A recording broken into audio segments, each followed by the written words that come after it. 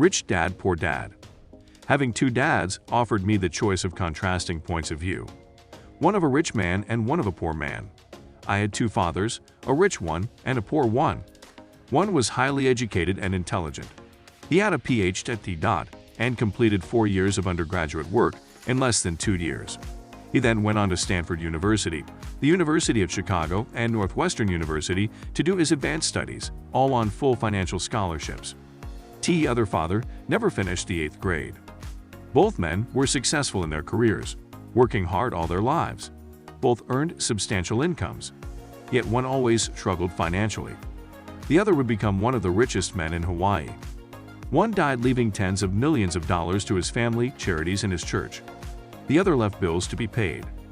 Both men were strong, charismatic, and influential. Both men offered me advice, but they did not advise the same things. Both men believed strongly in education, but did not recommend the same course of study. If I had had only one dad, I would have had to accept or reject his advice. Having two dads offered me the choice of contrasting points of view. One of a rich man and one of a poor man. Instead of simply accepting or rejecting one or the other, I found myself thinking more, comparing, and then choosing for myself. The problem was that the rich man was not rich yet, and the poor man was not yet poor. Both were just starting out in their careers, and both were struggling with money and families. But they had very different points of view about money. For example, one dad would say, "The love of money is the root of all evil." The other said, "The lack of money is the root of all evil." As a young boy, having two strong fathers both influencing me was difficult. I wanted to be a good son and listen, but the two fathers did not say the same things. The contrast in their points of view, particularly about money, was so extreme that I grew curious and intrigued. I began to start thinking for long periods of time about what each was saying. Much of my private time was spent reflecting, asking myself questions such as, "Why does he say that?" and then asking the same question of the other dad's statement. It would have been much easier to simply say, "Yeah, he's right. I agree with that," or to simply reject the point of view by saying, "The old man doesn't know what he's talking about." Instead, having two dads whom I loved forced me to think and ultimately choose a way of thinking for myself. As a process, choosing for myself turned out to be much more valuable in the long run than simply accepting or rejecting a single point of view. One of the reasons the rich get richer, the poor get poorer, and the middle class struggles in debt is that the subject of money is taught at home, not in school. Most of us learn about money from our parents. So, what can poor parents tell their child about money? T. Hayes simply say, "Stay in school and study hard." The child may graduate with excellent grades, but with a poor person's financial programming and mindset. Sadly, money is not taught in schools. Schools focus on scholastic and professional skills, but not on financial skills. This explains how smart bankers, doctors, and accountants who earned excellent grades may struggle financially all of their lives. Our staggering national debt is due in large part to highly educated politicians and government officials making financial decisions with little or no training in the subject of money. Today, I often wonder what will soon happen when we have millions of people who need financial and medical assistance. They will be dependent upon their families or the government for financial support. What will happen when Medicare and Social Security run out of money? How will a nation survive if teaching children about money continues to be left to parents, most of whom will be, or already are, poor? Because I had two influential fathers, I learned from both of them. I had to think about each dad's advice, and in doing so, I gained valuable insight into the power and effect of one's thoughts on one's life. For example, one dad had a habit of saying, "I can't afford it." The other dad forbade those words to be used. He insisted I ask, "How can I afford it?" One is a statement, and the other is a question. One lets you off the hook, and the other forces you to think. My soon-to-be rich dad would explain that by automatically saying the words, "I can't afford it," your brain stops working. By asking the question, "How can I afford it?" your brain is put to work. He did not mean that you should buy everything you want. He was fanatical about exercising your mind, the most powerful computer in the world. He'd say, "My brain gets stronger every day because I exercise it. The stronger it gets, the more money I can make." He believed that automatically saying "I can't afford it" was a sign of mental laziness. Although both dads worked hard, I noticed that one dad had a habit of putting his brain to sleep when it came to finances, and the other had a habit of exercising his brain. The long-term result was that one dad grew stronger financially and the other grew weaker. It is not much different from a person who goes to the gym to exercise on a regular basis versus someone who sits on the couch watching television. Proper physical exercise increases your chances for health, and proper mental exercise increases your chances for wealth. My two dads had opposing attitudes, and that affected the way they thought. One dad thought that the rich should pay more in taxes to take care of those less fortunate. The other said, taxes punish those who produce and reward those who don't produce. One dad recommended, study hard so you can find a good company to work for. The other recommended, study hard so you can find a good company to buy. One dad said, the reason I'm not rich is because I have you kids. The other said, the reason I must be rich is because I have you kids.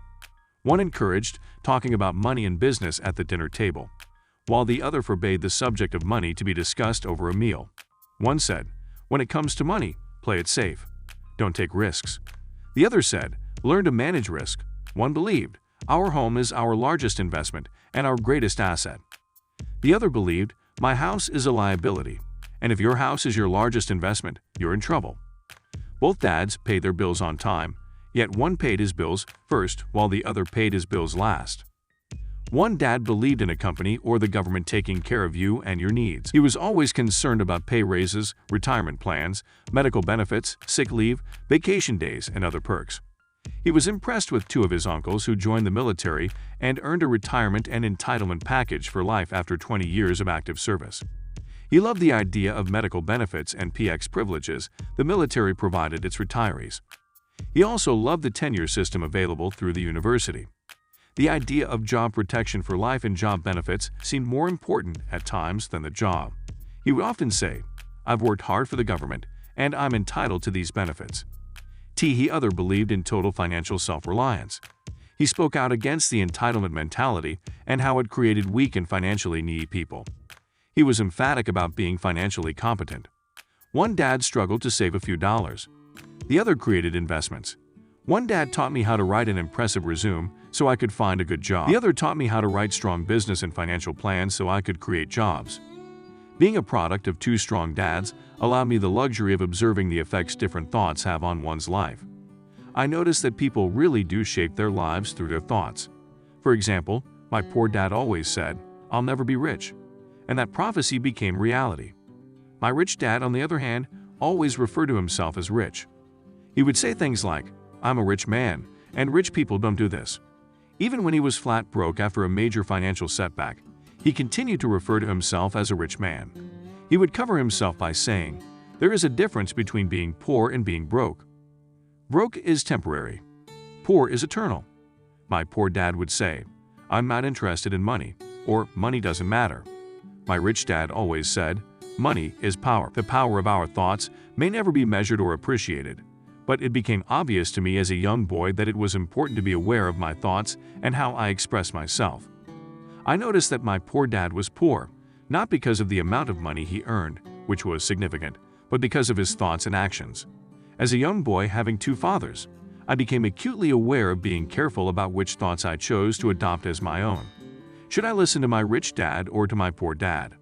Although both men had tremendous respect for education and learning, they disagreed about what they thought was important to learn. One wanted me to study hard, earn a degree, and get a good job to earn money. He wanted me to study to become a professional, an attorney or an accountant, and to go to business school for my MBA. The other encouraged me to study to be rich, to understand how money works, and to learn how to have it work for me. A lesson from Robert Frost. He wrote, not taken, two roads diverged in a yellow wood, and sorry I could not travel both and be one traveler. Long I stood and looked down one as far as I could to where it bent in the undergrowth. Hen took the other, as just as fair, and having perhaps the better claim, because it was grassy and wanted where T-ho, as for that the passing there had worn them really about the same, and both that morning equally lay in leaves no step had trodden black. Oh, I kept the first for another day. Yet knowing how way leads on to way, I doubted if I should ever come back. I shall be telling this with a sigh somewhere ages and ages hence. Two roads diverged in a wood, and I took the one less traveled by, and that has made all the difference. And that has made all the difference. A lesson from Robert Frost. He road not taken, two roads diverged in a yellow wood, and sorry I could not travel both and be one traveler. Long I stood and looked down one as far as I could to where it bent in the undergrowth. Hen took the other, as just as fair, and having perhaps the better claim, because it was grassy and wanted wear T-ho. As for that, the passing there had warned them really about the same, and both that morning equally lay in leaves, no step had trodden black. Oh, I kept the first for another day. Yet, knowing how way leads on to way, I doubted if I should ever come back. I shall be telling this with a sigh somewhere ages and ages hence. 2 roads diverged in a wood, and I took the one less traveled by, and that has made all the difference. Over the years, I have often reflected upon Robert Frost's poem. Choosing not to listen to my highly educated dad's advice and attitude about money was a painful decision, but it was a decision that shaped the rest of my life. Once I made up my mind about whom to listen to, my education about money began. My rich dad taught me over a period of 30 years until I was 39 years old. He stopped once he realized that I knew and fully understood what he had been trying to drum into my often thick skull. Money is one form of power, but what is more powerful is financial education. Money comes and goes, but if you have the education about how money works, you gain power over it and can begin building wealth. The reason positive thinking alone does not work is because most people went to school and never learned how money works, so they spend their lives working for money. Because I was only 9 years old when I started, the lessons my rich dad taught me were simple, and when it was all said and done, there were only 6 main lessons, repeated over 30 years.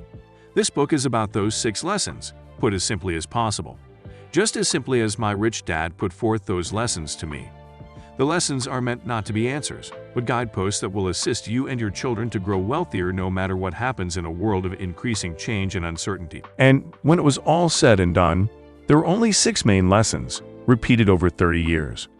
This book is about those 6 lessons, put as simply as possible, just as simply as my rich dad put forth those lessons to me. The lessons are meant not to be answers, but guideposts that will assist you and your children to grow wealthier, no matter what happens in a world of increasing change and uncertainty. Lesson 1. The rich don't work for money. T. Poor and middle class work for money. T. Rich have money work for them. Dad, can you tell me how to get rich? My dad put down the evening paper.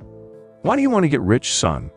Because today Jimmy's mom drove up in a new Cadillac, and they were going to their beach house for the weekend. He took 3 of his friends, but Mike and I weren't invited. They told us we weren't invited because we were poor kids. They did? My dad asked incredulously. Yeah, they did, I replied in a hurt tone. My dad silently shook his head, pushed his glasses up the bridge of his nose, and went back to reading the paper. I stood waiting for an answer. Year was 1956. I was 9 years old. By some twist of fate, I attended the same public school where the rich people sent their kids. We were primarily a sugar plantation town. The managers of the plantation and the other affluent people, such as doctors, business owners, and bankers, sent their children to this elementary school. After grade 6, their children were generally sent off to private schools. Because my family lived on one side of the street, I went to this school. Had I lived on the other side of the street, I would have gone to a different school with kids from families more like mine. After grade 6, these kids and I would go on to the public intermediate and high school. There was no private school for them or for me. My dad finally put down the paper. I could tell he was thinking. Well, son, he began slowly. If you want to be rich, you have to learn to make money. How do I make money? I asked. Well, use your head, son, he said, smiling. Even that I knew that really meant, that's all I'm going to tell you, or I don't know the answer, so don't embarrass me. A partnership is formed next morning. I told my best friend, Mike, what my dad had said. As best as I could tell, Mike and I were the only poor kids in this school. Mike was also in this school by a twist of fate. Someone had drawn a jog in the line for the school district, and we wound up in school with the rich kids. We were really poor, but we felt as if we were because all the other boys had new baseball gloves, new bicycles, new everything. Mom and Dad provided us with the basics like food, shelter, and clothes, but that was about it. My dad used to say, if you want something, work for it. We wanted things, but there was not much work available for 9-year-old boys. So, what do we do to make money? Mike asked. I don't know, I said, but you want to be my partner. He agreed, and so on a Saturday morning, Mike became my first business partner. We spent all morning coming up with ideas on how to make money. Occasionally, we talked about all the cool guys at Jimmy's beach house having fun.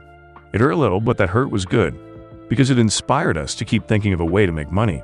Finally, that afternoon, a bolt of lightning struck. It was an idea Mike got from a science book he had read. Excitedly, we shook hands, and the partnership now had a business. For the next several weeks, Mike and I ran around our neighborhood, knocking on doors and asking our neighbors if they would save their toothpaste tubes for us. With puzzled looks, most adults consented with a smile. Some asked us what we were doing, to which we replied, "We can't tell you. It's a business secret." My mom grew distressed as the weeks wore on. We had selected a site next to her washing machine as the place we would stockpile our raw materials. In a brown cardboard box that one time held cats of bottles, our little pile of used toothpaste tubes began to grow.